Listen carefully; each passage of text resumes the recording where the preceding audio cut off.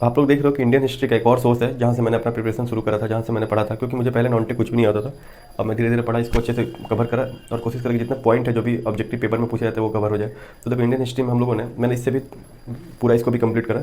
ये हमारा है घटना चक्र, पूर्वावलोकन, ठीक है।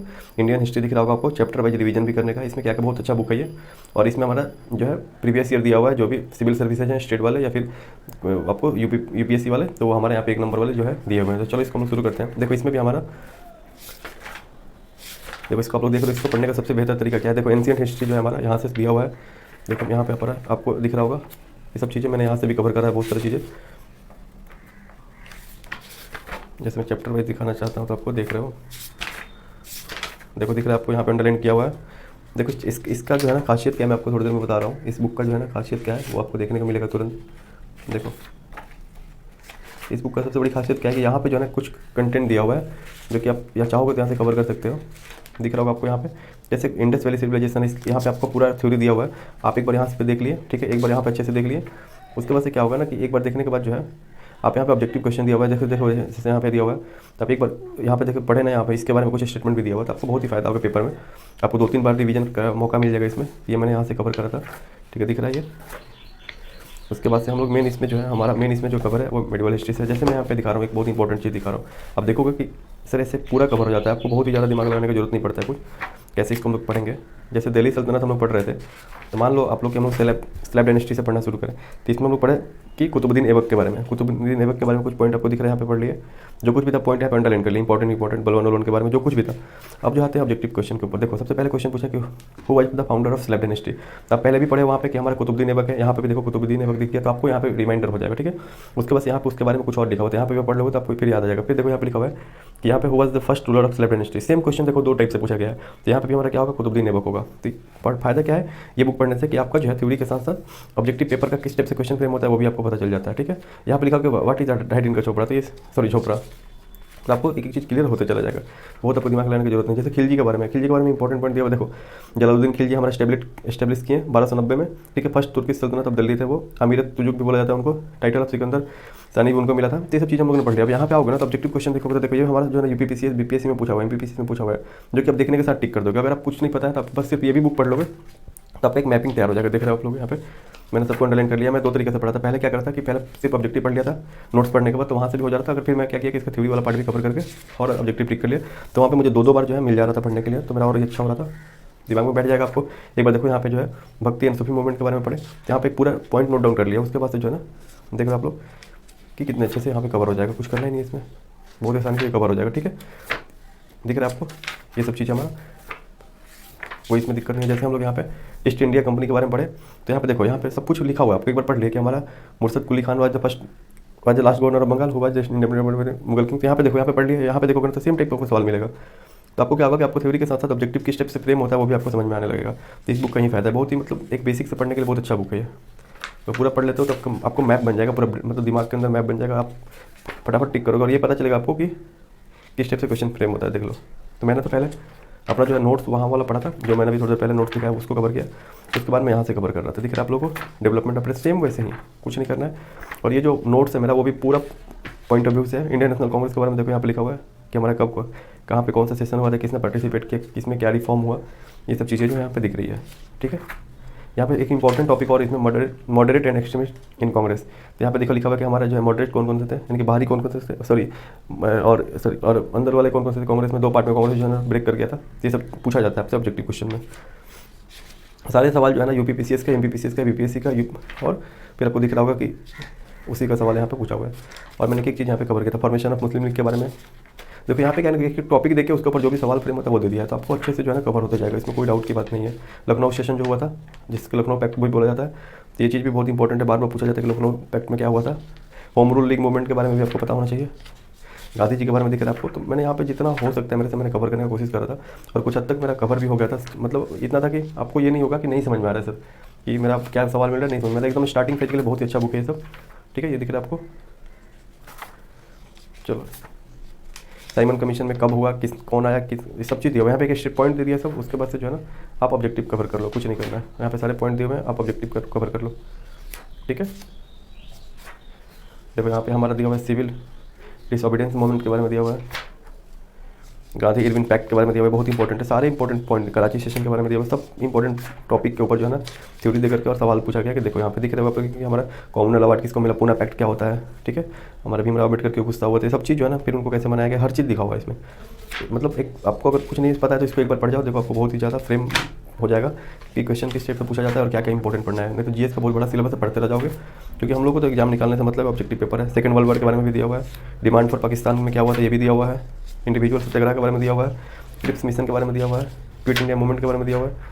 एक एक चीज़ यहाँ पे देख रहे हो आपको दिया हुआ है, इसमें कुछ भी बाहर का आपको नहीं करना है, कुछ भी और सोर्सेज नहीं है ऑब्जेक्टिव पेपर निकालने के लिए, बस ये काफ़ी है अगर सिर्फ ऑब्जेक्टिव पेपर क्लियर करना है। तो सुभाष चंद्र बोस के बारे में भी दिया हुआ है, आज़ाद हिंद फौज क्या है, तो पूरा हिस्ट्री का देख रहे हो कि आप लोग जो है कैबिनेट मिशन प्लान दिया हुआ है, अच्छे से जो है ना यहाँ पे कवर करा हुआ है एक एक चीज़, ठीक है।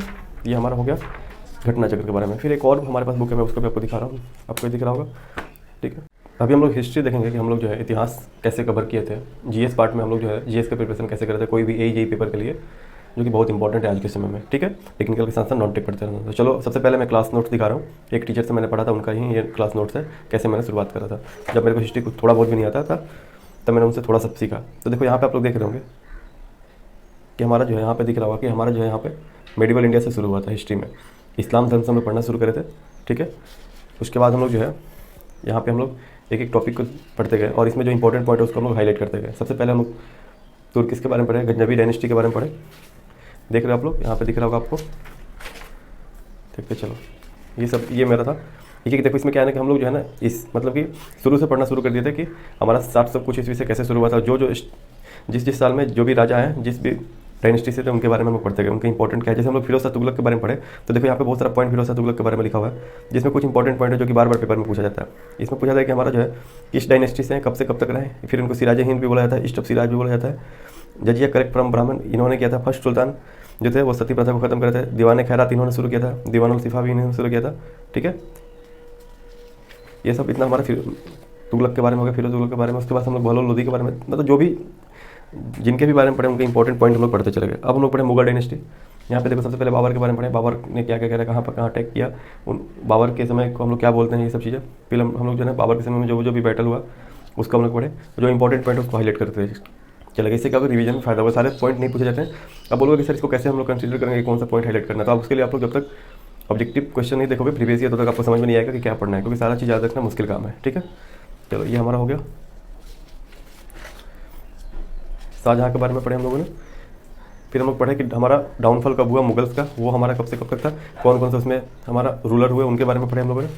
अब आया हमारा एंशिएंट इंडिया, इसमें हम लोग जो प्री हिस्टोरिक पीरियड है उसके बारे में पढ़े, प्रोटो हिस्टोरिक पढ़े, हिस्टोरिक पढ़े, यानी कि हम लोग तीनों पीरियड के बारे में पढ़े, ठीक है। उसमें कौन कौन सा क्या क्या हुआ वो सब चीज़ हम लोग यहाँ पे देख रहे हो आप लोग, ठीक है। डायनेस्टी के बारे में पढ़े, मोहनजोदारो पढ़े, हड़प्पा पढ़े, ठीक है। लोथल के बारे में पढ़े, इंडस वैली सिविलाइजेशन के बारे में पढ़े। उसके बाद से वैदिक पीरियड में पढ़े, ऋग्वेद के बारे में पढ़े, यजुर्वेद पढ़े, सामवेद पढ़े, ठीक है। यहाँ तक हमारा अथर्ववेद पढ़े, उपनिषद के बारे में पढ़े, थोड़ा बहुत जो इंपॉर्टेंट हम लोग वही पढ़े कि जो ऑब्जेक्टिव में पूछा जाता है, बहुत डीप में नहीं है, लेकिन आपको ये एग्जाम के लिए बहुत ही फायदेमंद चीज़ है ये। बौद्ध के बारे में पढ़े हम लोग। उसके बाद हम लोग यहाँ पे जैन के बारे में पढ़े, हमारा कौन सा बुद्धिस्ट काउंसिल कहाँ पे हुआ था ये भी सवाल पूछा जाता है अक्सर, देखे होंगे आप लोगों ने, ठीक है। हर्णक डायनेस्टी के बारे में पढ़े, मौर्य डायनेस्टी के बारे में पढ़े। उसके बाद हम लोग मौर्य डायनेस्टी के बारे में पढ़े, देखो seven pillar addicts of Ashoka ये भी पूछा जाता है, इसके बारे में भी हम लोग देखा। अब जो है हमारा गुप्त पीरियड, तो इसमें हम लोग देखो कौन से राजा के बारे में पढ़े। यहाँ पे हम लोग श्रीगुप्त के बारे में पढ़े। उसके बाद से हम लोग जो है चंद्रगुप्त के बारे में पढ़े, समुद्रगुप्त के बारे में पढ़े, कुमारगुप्त के बारे में पढ़े, ठीक है। अब जो हमारा है पोस्ट गुप्त पीरियड भी पढ़ लिया, मतलब इसमें जो इंपॉर्टेंट है। अब आता है मॉडर्न हिस्ट्री का बात, ये हमारा इंपॉर्टेंट है। देखो इसमें हम लोग पढ़े रिवोल्ट ऑफ 1857, जिसको हम लोग आर्मी रिवोल्ट भी बोलते हैं, वहाँ ब्रैकेट में लिखा हुआ है, ठीक है। उसके बाद हम लोग पढ़े advent of European in India, पुर्तगाली कब आए, इसके बारे में हम लोग उन्होंने क्या किया, उसके बारे में डच के बारे में क्या क्या किया, कब आए, कहाँ फैक्ट्री लगाए, कौन सा बैटल हुआ। उसके बाद हम लोग ब्रिटिशर के बारे में पढ़े, डेन्स के बारे में पढ़े, फ्रेंच के बारे में पढ़े, यानी कि जो लोग भी पांचों आए वो हमारा कब आए, क्या क्या बैटल हुआ, कब हमारे कंपनी का स्थापना किया। उसके बाद मराठा एंड पेशवाज के बारे में पढ़े, ये भी इंपॉर्टेंट है। शिवाजी छत्रपति शिवाजी के बारे में पढ़े हम लोगों ने, ठीक है। संभाजी के बारे में पढ़े, जो कि इंपॉर्टेंट है। इसमें ये नहीं बोल सकते बहुत डीप है, लेकिन आपको कुछ भी छूटा हुआ नहीं मिलेगा। उसके बाद गवर्नर जनरल के बारे में पढ़े हम लोगों ने, जैसे रॉबर्ट क्लाइव था, कब से कब तक था, उनके बीच में क्या हुआ, उनके समय में क्या क्या हुआ। तो हमारे फर्स्ट गवर्नर ऑफ बंगाल थे, बैटल ऑफ प्लेसी उनके ही अंदर में हुआ था, ठीक है। वारेन हेस्टिंग्स थे, ये लास्ट गवर्नर थे और first governor general of Bengal थे। कौन सा एक्ट लगा, लॉर्ड कॉर्नवालिस थे, उनको फादर ऑफ आईसीएस बोला जाता है, ठीक है। तो जो जिनके अंदर में भी जो कुछ भी है वो इंपॉर्टेंट चीज़ यहाँ पे लिखा हुआ है, आपको कुछ भी इसमें करने का जरूरत नहीं है, ठीक है। दिख रहा है आप लोगों को। चलो जितने भी 24 यहाँ पे हमारा वाइसराय थे उनके बारे में हम लोगों ने देखा। उसके बाद से development of education under British rule, ये हम लोग अलग से पढ़े। Development of newspaper in India, ये भी हम लोगों ने देखा। उसके बाद से प्री मेडिवल इंडिया के बारे में हम लोगों ने देखा। यहाँ पे देखो, यहाँ पे उसके बाद हमारा कुछ डायनेस्टी जो बच गया था उसके बारे में भी हम लोग, तो इसमें जो भी है आपको एकदम इंपॉर्टेंट है एग्जाम पॉइंट ऑफ व्यू से, कुछ दिक्कत नहीं होगा।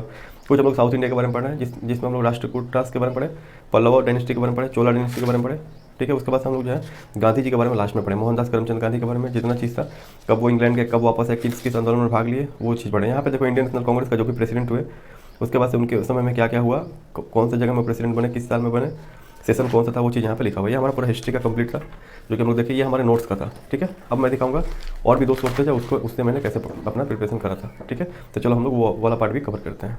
यहाँ पे देख रहे हो कि एक और बुक है जो कि हमारे जीएस के प्रिपरेशन में बहुत ही कारगर चीज़ है, लूसेंट। ये हमारा जो पीला कलर का कवर है, ठीक है, जनरल नॉलेज लूसेंट। तो इसमें मैंने यहाँ हिस्ट्री तो मैंने यहाँ से नहीं कवर करा था, लेकिन इसको भी आप पढ़ सकते हो। देखो हिस्ट्री अच्छे से दिया हुआ है, कि पॉइंट देकर दिया हुआ है, इसको भी कर लेते हो तो आप देखो इसको और घटना चक्र को और एनसीईआरटी को कर लेते हो। मैंने एनसीईआरटी भी पढ़ा था, तो आपका बीपीएससी तक का प्रीलिम्स होने का चांसेज रहता है, क्योंकि इससे बाहर कुछ पूछा नहीं जाता। प्रीलिम्स के लिए बहुत ही काफ़ी बुक है, ये बहुत इंपॉर्टेंट और काफ़ी बुक है, इससे ज़्यादा कुछ नहीं पढ़ना आपको, ठीक है। तो ये सब चीज़ें दिख रहा है आपको यहाँ पर। मैंने यहाँ से कवर नहीं करा था, लेकिन मैं दिखा दे रहा हूँ। बाकी सब्जेक्ट के लिए मैं लूसेंट का यूज़ किया हूँ, लेकिन हम हिस्ट्री के प्रिपरेशन के लिए मैंने लूसेंट का यूज़ नहीं किया। तो ये रहा हमारा हिस्ट्री का पूरा डिटेल। आप लोग जो है देखिएगा, अपना प्रिपरेशन ऐसे शुरू करिए। सामने DFCCL पेपर है, यूपीपीसीएल का पेपर है, जो भी पेपर है इसके लिए आप जो है ना जीएस के लिए शुरुआत कर सकते हो इस टाइप से। उसके बाद से टिक करते रहना ऑब्जेक्टिव, जहाँ से भी करना होगा, जिस भी यूट्यूब चैनल से करना होगा, लेकिन आपको फाउंडेशन तैयार तो करना होगा कहीं ना कहीं से। तो उसके लिए बहुत ही कम पे है सारे नोट्स, ये सारे जो है हमारे बुक वगैरह जो कुछ भी है। मैंने एनसीईआरटी भी कवर करा था, लेकिन मैं उसको यहाँ पे नहीं ऐड कर रहा हूँ। मैं नेक्स्ट दूसरे टॉपिक में उसको ऐड करूँगा। Thank you.